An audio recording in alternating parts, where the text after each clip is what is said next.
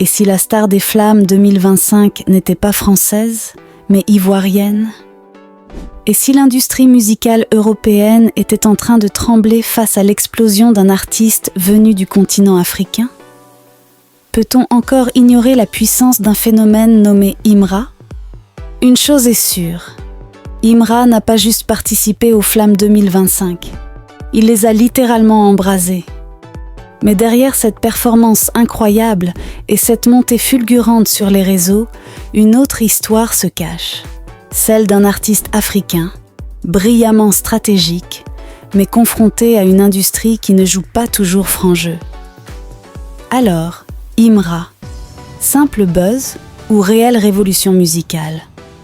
On vous dit tout dans cette vidéo de Buzz Ivoire Plus. Let's go! Aux Flammes 2025, tous les regards se sont tournés vers un seul homme, Imra. Sa performance? Déjà la plus vue de toute la cérémonie, avec plus de 2 millions de vues en un éclair. Sur TikTok, les vidéos de sa prestation explosent les compteurs.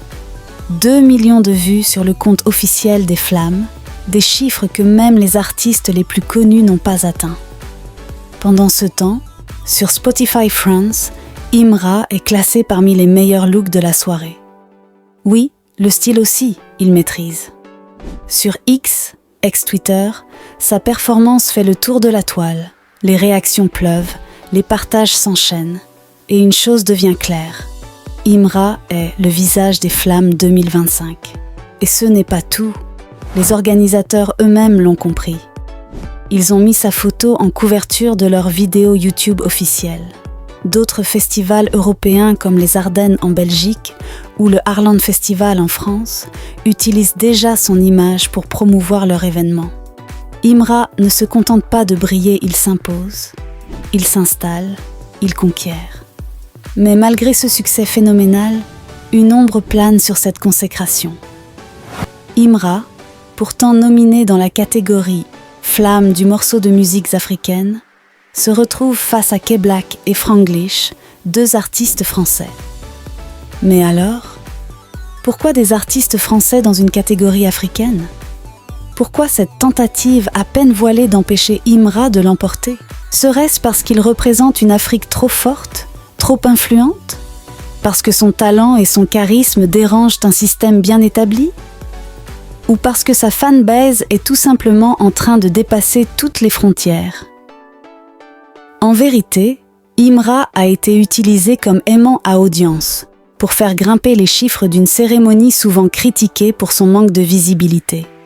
Et ça a marché. Spectaculairement. 12 millions de vues en 24 heures, 142 377 spectateurs en live sur YouTube, 50 900 sur Twitch. Mais là où certains auraient flanché, Imra a répondu avec puissance.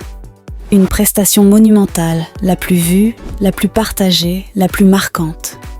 Alors maintenant, posons-nous les bonnes questions. Pourquoi placer un artiste africain dans une position d'outsider alors qu'il est le vrai moteur de l'événement?